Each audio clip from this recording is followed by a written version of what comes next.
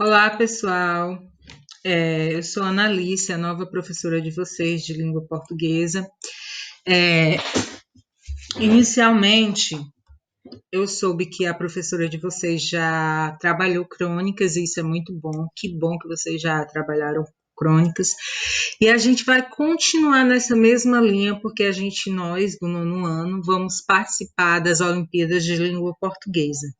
Então, eu quero que vocês lembrando o que a professora explicou, eu quero que vocês pensem ou o que vocês aprenderam sobre as características da crônica. Vamos relembrar, refletir um pouco. Então, primeira característica, a crônica, ela é um texto curto, ou seja, você lê rápido, ela é pequenininha, então a gente lê em uma sentada, 10 minutos no máximo. Os assuntos, eles são corriqueiros, ou seja, assuntos do dia a dia. Nunca vai ser um assunto extraordinário. Pode até ser, mas vai ser um assunto corriqueiro que poderia ter acontecido. Geralmente é briga, ou então, como é que eu posso te falar? Sobre conflitos familiares e etc. Então, a Crônicas, ela trata sobre assuntos corriqueiros, assuntos do dia a dia. Outro aspecto importante é que a crônica, diferente do romance, ela geralmente vai trazer um ou dois personagens, não vai trazer mais que isso. Não teria sentido, assim como o conto também só traz poucos personagens. Uma, uma característica bastante importante e decorar e aprender, no caso, é que o leitor ele vai estar sempre ouvindo a voz do autor. Como assim? Quer dizer que o autor ele fica te confessando, fica conversando com o leitor, tipo, chamando a atenção do leitor, tipo assim, você não acha? Conversa diretamente com o leitor. E isso faz com que o leitor ele se prenda do início ao fim da crônica. Geralmente, ou o autor ele conta um segredo, ou conta algo que ele viu, e chama a atenção do leitor para isso, ou ele induz o leitor a pensar que ele fez alguma coisa de errado. Vamos supor que seja assim. Isso é um exemplo.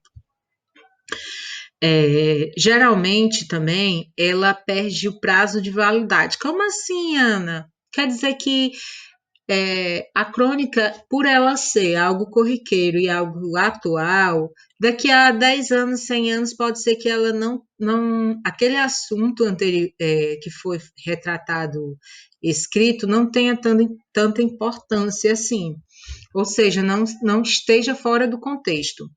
Vamos supor que daqui a 10 anos ou daqui a 2 anos vocês não estejam mais tendo aulas online, sim presencial. Então, esse período que vocês estão tendo de ter que se acordar cedo, ou então para ligar o computador e assistir aula, isso daqui a 10 anos ela vai estar fora de contexto ou não, né? Vamos torcer para que sim. É, Outra característica é com relação ao espaço reduzido. E aí você me pergunta, Ana, o que seria espaço? Espaço não quer dizer aquele espaço entre letras, não. Estou dizendo isso brincando, mas já aconteceu comigo de um aluno perguntar: Ei, Ana, o espaço reduzido quer dizer aquele espaço entre as letras? Não. Espaço está se referindo ao ambiente em que a história é contada. Um exemplo, se eu fosse contar uma história de uma professora e um aluno, eu teria um espaço em sala de aula, ou então, nesse momento, entre eu e você, o espaço seria, a história seria a internet, no caso, o YouTuber, né? Que no caso eu estou gravando aula para vocês assistirem pelo YouTube. Então, o espaço ele realmente é reduzido. Quer dizer que é um espaço pequeno? Não. Quer dizer que só acontece em um local. É, Em vez de acontecer em vários locais, exemplos, como uma novela, Bom, pessoal, continuando, eu tinha falado sobre as características da crônica e agora eu vou apresentar alguns tipos de crônicas. Existem vários tipos de crônica, mas aqui eu só irei apresentar esses três, no caso, quatro. Existe a crônica jornalística, é mais comum da atualidade, são as crônicas jornalísticas produzidas para o meio de comunicação, onde utilizam temas da atualidade para fazerem reflexões, aproxima-se da crônica dissertativa. Então, crônica jornalística geralmente vai trazer algum assunto como política, algo da atualidade, e essas crônicas, sim, elas perdem a validade.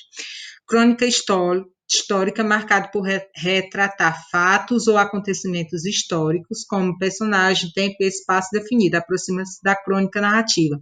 Então, essas crônicas, elas geralmente vão trazer fatos que realmente aconteceram e vão trazer de maneira que sempre vai trazer uma reflexão e vai contar algo corriqueiro da história.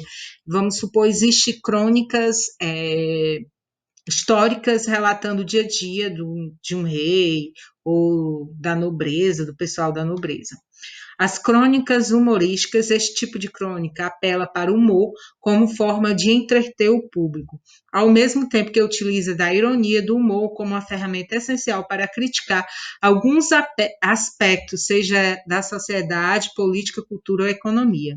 Então, essa crônica humorística, ela também se aproxima da crônica literária, ou seja, geralmente ela não vai perder a validade, porque a literatura ela não perde a validade. Agora eu irei ler um texto, que no caso é O Homem Trocado, que é uma crônica de Luiz Fernando Veríssimo. Vou tentar ler rápido. Como vocês veem, é bem curtinha, apenas 2 páginas, ainda com um espaço enorme. Então vamos lá. O homem acorda da anestesia e olha em volta. Ainda está na sala de recuperação. Há uma enfermeira do seu lado. Ele pergunta se foi tudo bem. Tudo perfeito, diz a enfermeira sorrindo. Eu estava com medo dessa operação. Por quê? Por quê? Não havia risco? Comigo sempre há risco. Minha vida tem sido uma série de enganos. E conta que os enganos começaram ainda com seu nascimento. Houve uma troca de bebês no berçário, e ele foi criado até os 10 anos por um casal de orientais, que nunca entenderam o fato de terem um filho, claro, com olhos redondos.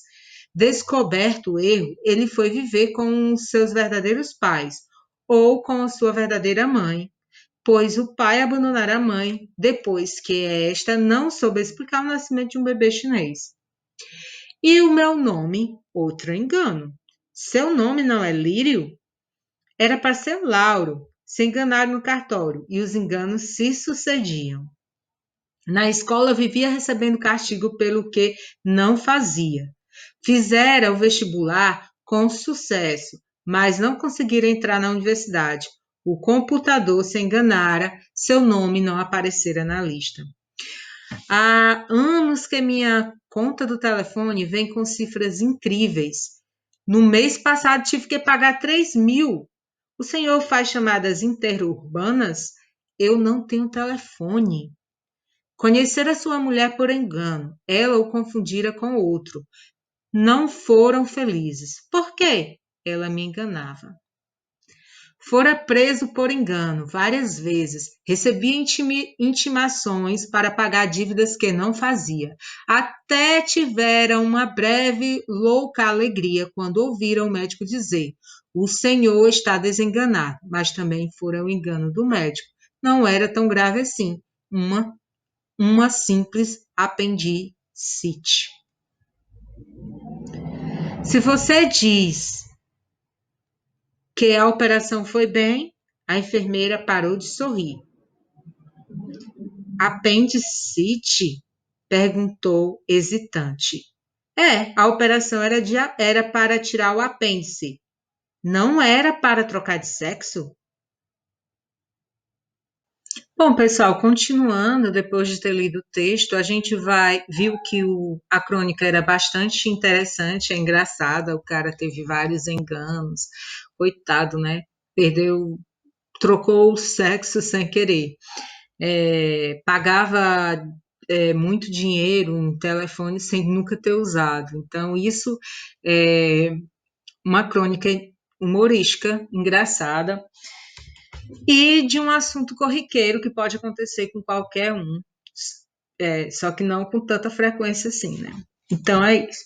Então, eu quero que vocês pensem agora junto comigo com relação a uma habilidade também que vocês têm que adquirir é distinguir fato de opinião. Isso é cobrado bastante, tanto na prova do SPAES, quanto também quando vocês estiverem no ensino médio, também vai ter essa parte de fato e opinião. E quando vocês forem escreverem, distinguir fato de opinião vai ajudar vocês a escreverem um texto mais claro, mais coeso.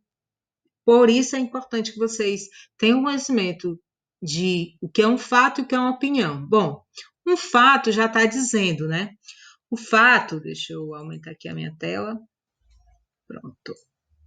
Deixa eu diminuir aqui. Eu também botar aqui. Pronto. O fato é algo que é de conhecimento de todas as pessoas. Sendo um fato, ele pode ser provado através de documentos ou através de forma de registro. É algo que realmente acontece. Um exemplo, Ana Alice está dando aula. Está dando aula na segunda-feira. Isso é um fato, pode ser provado, você pode ir lá no calendário e ver meu nomezinho lá. Um exemplo de fato que aconteceu, que quando a gente leu a história, houve uma troca de bebês no berçário e ele foi criado até 10 anos por um casal de orientais. Isso é um fato. Se você for lá no casal dos orientais e perguntar se isso aconteceu, ele vai dar a resposta que sim. Outro fato, na escola vivia recebendo castigo pelo que não fazia. Nesse caso aí, é só também na escola saber se ele recebia castigo. Também isso é um fato. E o que é uma opinião? Opinião é uma maneira particular de olhar um fato. A opinião vai divergir de acordo com inúmeros fatores socioculturais. Um exemplo, quando ele pergunta como é que foi a cirurgia, a enfermeira diz tudo perfeito. Mas na visão dele, foi perfeita? Para ele já não foi. Então, isso já não é um fato, é uma opinião. Outro exemplo, quando ele fala assim que para ele sempre há risco. Para outras pessoas, isso já não é verdade. Então, isso também é uma opinião. Por que eu estou passando e explicando isso? Porque eu passei uma atividade para vocês, que vocês irão ler uma crônica, irão responder umas questõezinhas sobre a crônica e, ao mesmo tempo, também terá algumas questões relacionadas a fato e a opinião. Então, até, tenham um bom dia e prazer aí, tá ok? Não deixem de fazer, eu espero até meia-noite desse dia de segunda-feira. E é isso, pessoal. Tenham uma boa semana para todos.